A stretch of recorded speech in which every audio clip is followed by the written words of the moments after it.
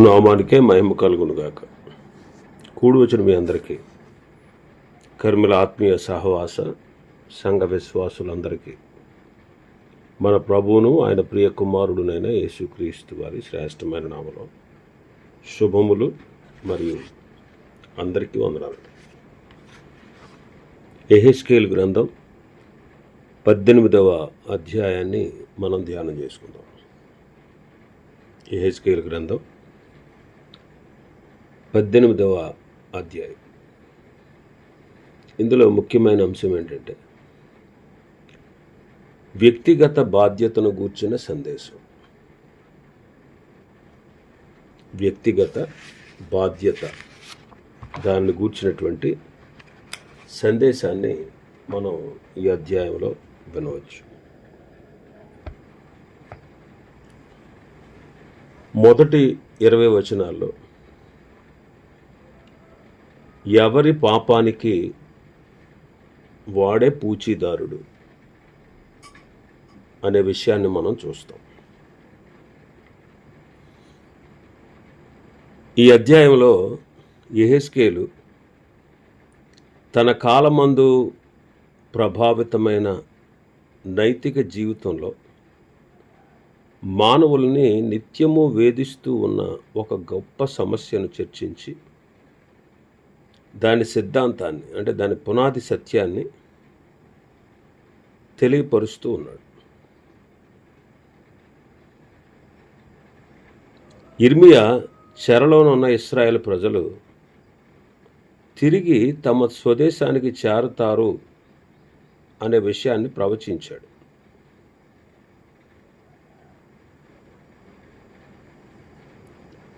అంతేకాకుండా తండ్రులు ద్రాక్షకాయలు తినగా పిల్లల పళ్ళు పులుస్తాయి అనే మాట మీరు ఇక వాడుకోరు అని యిర్మీయా గారు ముందే చెప్పాడు. ప్రతివాడు తన పాపానికి తానే పూచీదారుడై దేవునికి లెక్క అప్పజెప్పాలి అనే విషయాన్ని యిర్మీయా గారు చెప్పాడు. అయితే వాళ్ళందరూ ఏమనుకున్నారు? ఆ మాటలన్నీ కూడా రానయ్యున్న మెస్సయా రాజ్యానికి చెందినవి కానీ వారి కాలానికి చెందినవి కాదు అని ప్రజలు అనుకున్నారు. యెహెజ్కేలు అదే సమస్యను ఎత్తుకుని పరిష్కరించాలని తలపెట్టాడు. యెహెజ్కేలు ప్రవచనం ద్వారా ఆ కాలం నుండి ప్రజలు నేర్చుకుంటూ వచ్చినటువంటి సత్యము ఇదే. మొదటి 20 వచనాలు ఒకసారి చదువుదాం. మరలా యెహోవా వాక్కు నాకు ప్రత్యక్షమై ఇలాగ సెలవిచ్చెను. తండ్రులు ద్రాక్షకాయలు తినగా పిల్లల పళ్ళు పులిసెనని మీరు చెప్పుచూ వచ్చేదరే.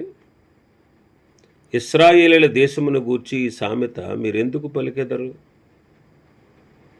నా జీవంతోడు ఈ సామెత ఇశ్రాయేలులో మీరిక మీదట పలకరు. ఇదే ప్రభువైన యెహోవా వాక్కు. మనుష్యులందరూ నా వశములో ఉన్నారు. తండ్రులేమి కుమారులేమి అందరూ నా వశములోనే ఉన్నారు. పాపము చేయువాడెవడో వాడే మరణం పొందుతాడు.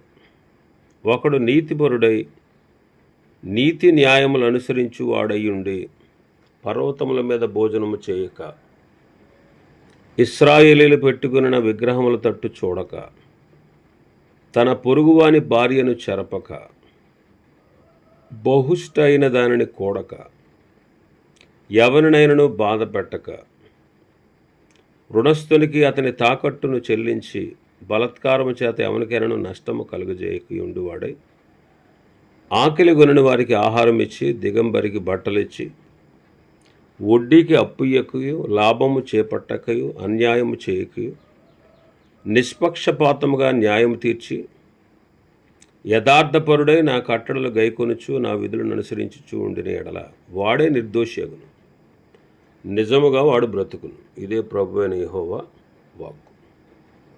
అయితే ఆ నీతిపరుడికి కుమారుడు పుట్టగా వాడు బలత్కారము చేయువాడై ప్రాణహానికరుడై చేయరాని క్రియలలో దేనినైనను చేసి చేయవలసిన మంచి క్రియలలో దేనినైనను చేయకి ఉండిన ఎడల, అనగా పర్వతం మీద భోజనం చేయుటయు, తన పొరుగువాని భార్యను చెరుపుటయు, దీనులను దరిద్రులను బాధపెట్టి బలత్కారం చేత నష్టము కలుగజేయటయు, తాకట్టు చెల్లింపకపోవటయు, విగ్రహములు తట్టు చూచి హేయకృత్యములు జరిగించుటయు, అప్పిచ్చి వడ్డీ పుచ్చుకొనుటయు, లాభము చేపట్టుటయు, ఈ మొదలకు క్రియలు చేసిన ఎడల వాడు బ్రతుకునా?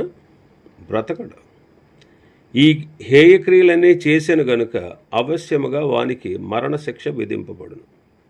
వాడు తన ప్రాణమునకు తానే ఉత్తరవాదిగా. అయితే అతనికి కుమారుడు పుట్టగా ఆ కుమారుడు తన తండ్రి చేసిన పాపములన్నిటినీ చూచి ఆలోచించుకొని అట్టి క్రియలు చేయక ఉండిన ఎడల, అనగా పర్వతముల మీద భోజనము చేయకయు, ఇశ్రాయేలు పెట్టుకున్న విగ్రహములు తట్టు చూడకయు, తన పొరుగువాని భార్యను చెరపకయు, ఎవరినైనా బాధ పెట్టకయు, తాకట్టు ఉంచుకొనకయు, బలత్కారం చేత నష్టపరచకయు, ఆకలి గలవారికి ఆహారం ఇచ్చి, దిగంబరికి బట్టలిచ్చి, భేదవాని మీద అన్యాయముగా చేయివేయక, లాభము కొరకు అప్పుయేక, వడ్డీ పుచ్చుకొనక ఉండినవాడే నా విధులను ఆచరించుచు, నా కట్టలను అనుసరించుచు నుండిన ఎడల అతడు తన తండ్రి చేసిన దోషమును బట్టి చావడు, అతడు అవశ్యముగా బ్రతుకును.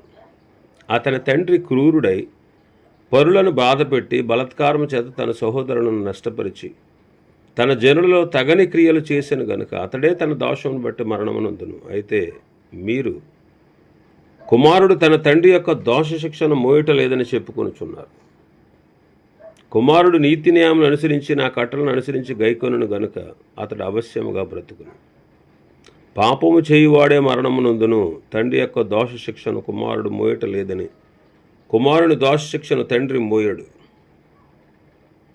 నీతిపరుని నీతి ఆ నీతిపరునికే చెందును, దుష్టుని దుష్టత్వము ఆ దుష్టునికే చెందును.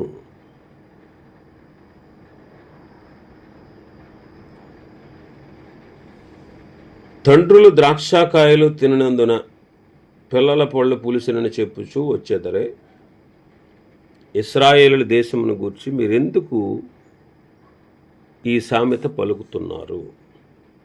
నా జీవముతోడు ఈ సామెత ఇశ్రాయేలులో ఇక మీదట మీరు పలకరు, ఇదే ప్రభువు యెహోవా వాక్కు. దీని భావం ఏంటంటే, ఇశ్రాయేలు ప్రజలలో పాపము జరుగగా దానిని జనాంగం అంతటికి చెందినదిగా ఎంచి, ఆ జనాంగంలోని ప్రతి వ్యక్తి తాను ఆ పాపము చేసినా చేయకపోయినా దాని కొరకు విధించబడిన శిక్షలో పాల్గొంటారు.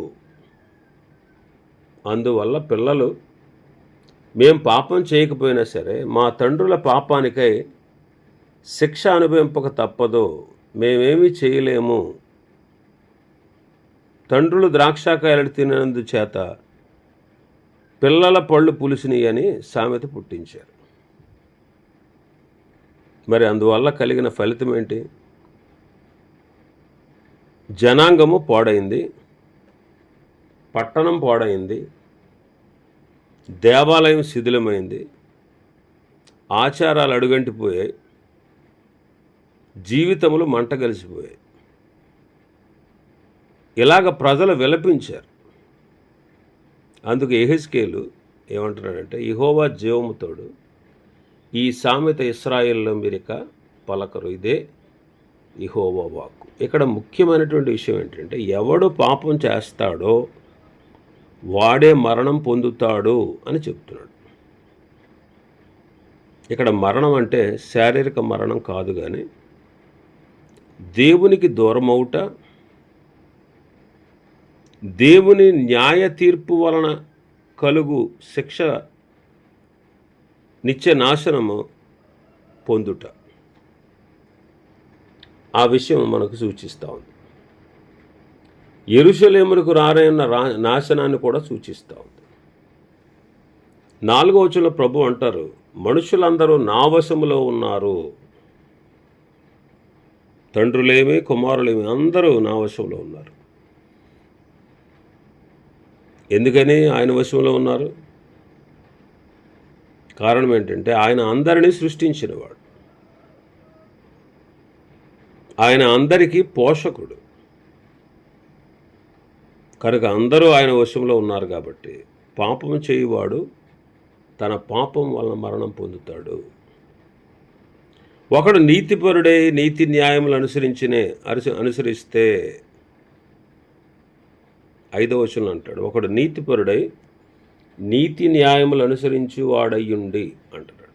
మనుషులందరూ నా వశంలో ఉన్నారు. ఎందుకని? అందరినీ ఆయనే సృష్టించాడు. అందరినీ ఆయనే సృష్టించాడు. అందరినీ పోషించేవాడు కూడా ఆయనే. అందరినీ పోషించేవాడు కూడా ఆయన. సంఖ్యాకాండం 16వ అధ్యాయం 22వ వచనం, సమస్త శరీరాత్మలకు దేవుడైన దేవా అంటున్నాడు. మోషే మాట్లాడుతూ ఈ మాటలు పలుకుతున్నాడు. సమస్త శరీరాత్మలకు ఆయన దేవుడు. సమస్త శరీరాత్మలకు ఆయనే దేవుడు. ఆయనే దేవుడు. ఇంకా సంఖ్యాకాండం 27:15 అంటాడు, యెహోవా సమస్త మానవ ఆత్మలకు దేవా అంటాడు. సమస్త మానవ ఆత్మలకు దేవుడు. యెషయా గ్రంథం 42వ అధ్యాయం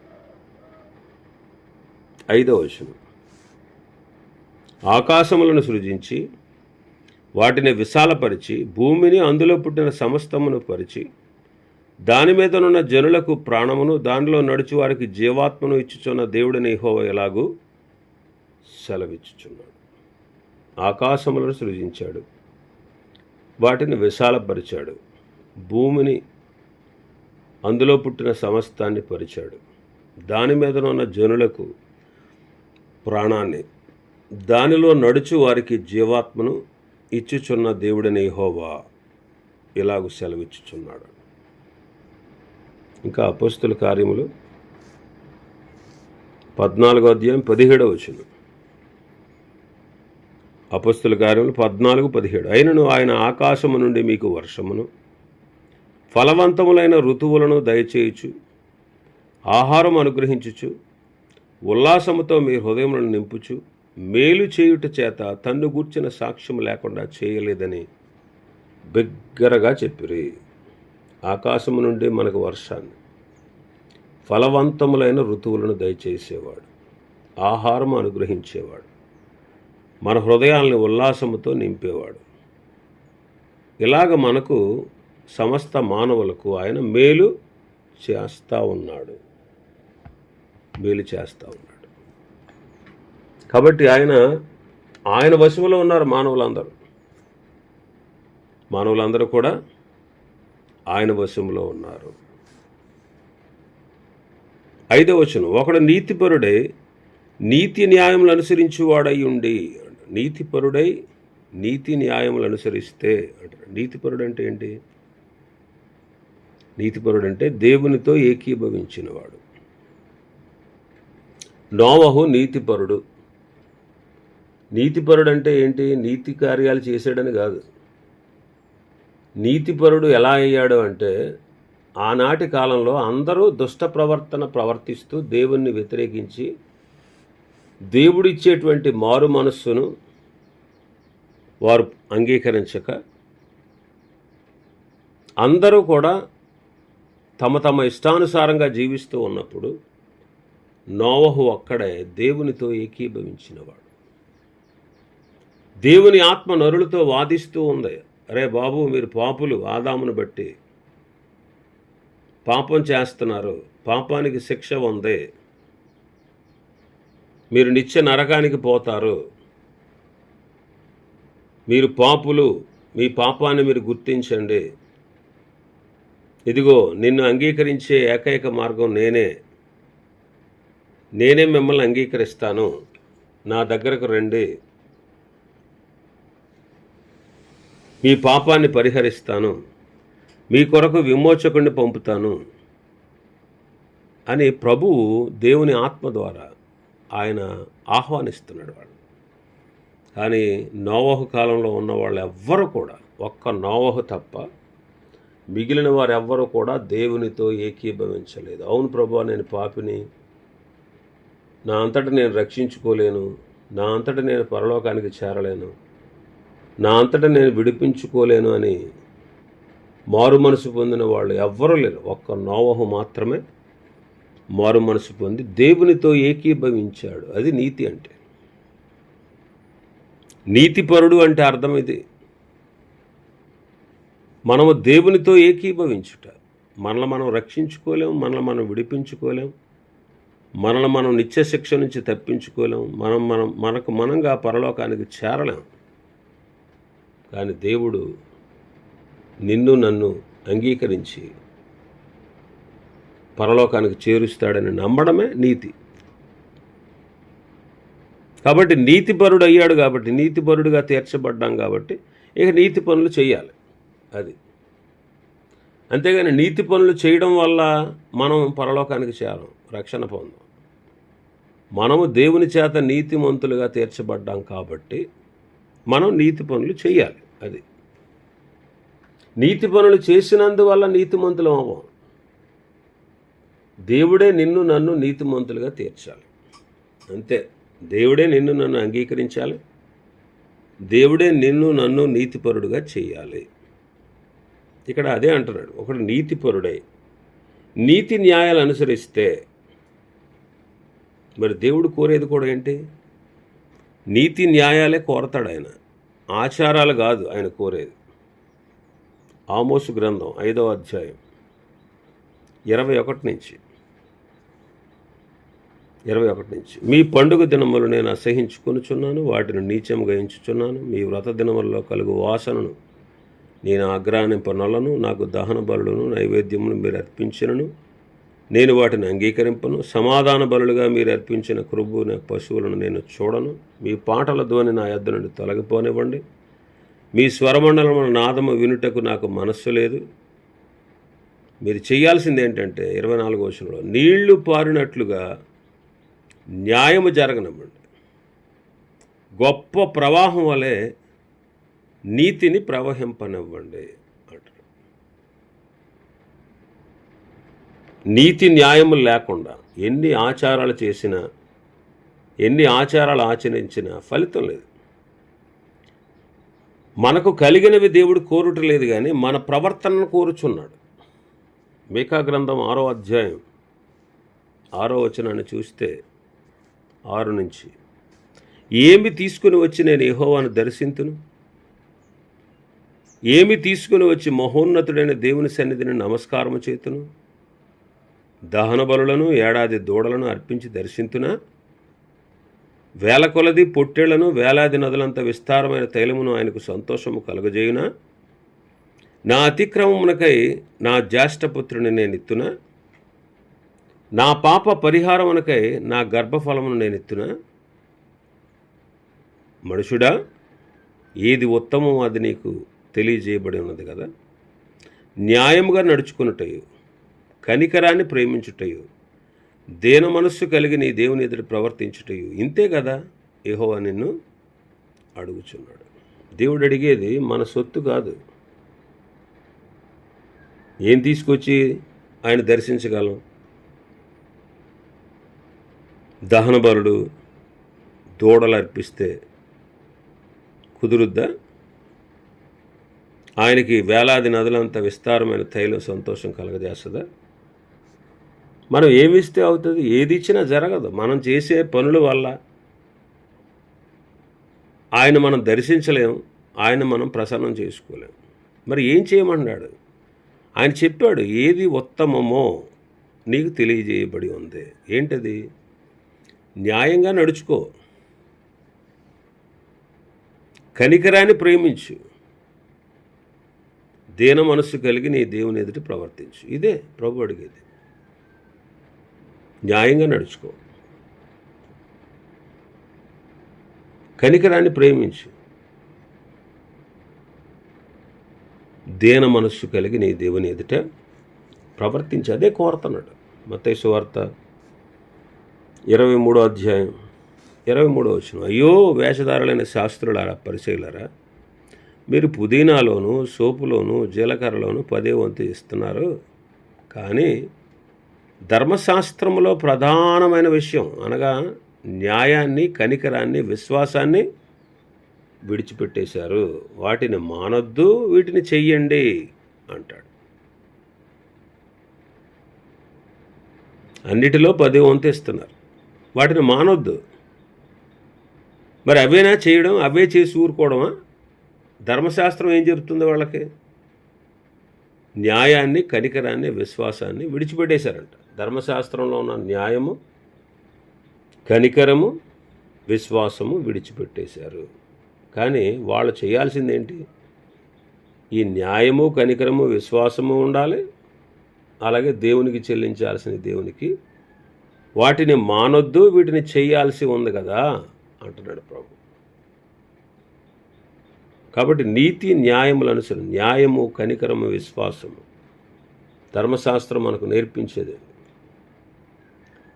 అలాంటి ప్రధానమైన దాన్ని వాళ్ళు ప్రధానమైన విషయాలను వదిలేశారు. కాబట్టి మనం దేవుని పిల్లలం, ప్రభు చేత నీతిగా తీర్చబడ్డాం. చూడండి, జకరియా, ఎలిజబెత్తులు చూడండి. జకరియా, ఎలిజబెత్తులు ప్రభు యొక్క సకలమైన ఆజ్ఞల చొప్పున, న్యాయ విధుల చొప్పున నడుచుకొనుచు, నిరపరాధులుగా నడుచుకొనుచు, దేవుని దృష్టికి నీతిమంతులుగా ఉన్నారు. లోకాసు వార్త 1వ అధ్యాయం 5-6 వచనాలు మనం చూస్తాం. కాబట్టి మనం నీతిపరులుగా తీర్చబడ్డాం, నీతిమంతులుగా తీర్చబడ్డాం, దేవునితో ఏకీభవించాం కనుక నీతిగా తీర్చబడ్డాం. కాబట్టి అలాంటి నీతిగా తీర్చబడిన మనము నీతి కార్యాలు చేయాలి. నీతి కార్యాలు చేయాలి. అవేంటో చెప్పాడు.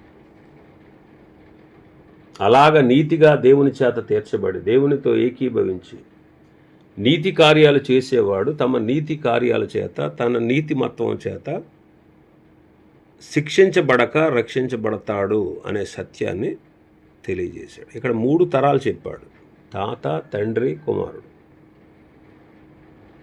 ఈ ముగ్గురు గురించి చెప్పాడు.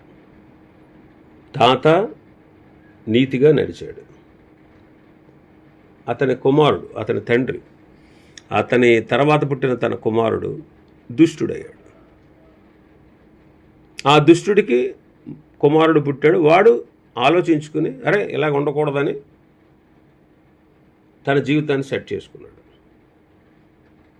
ఇలా చెబుతూ పాపం ఎవడైతే చేశాడో వాడికి శిక్ష, పాపం చేయని వానికి రక్షణ అనే విషయాన్ని తెలియపరిచాడు. ఇంకా మిగిలిన విషయాలు ప్రభు చిత్తమైతే రేపు దినం మనం ధ్యానం చేసుకుందాం. దేవుడి వర్తమాన వాక్యాన్ని మన వినికిడిలో ఆశీర్వదించునుగాక. ఆమేన్.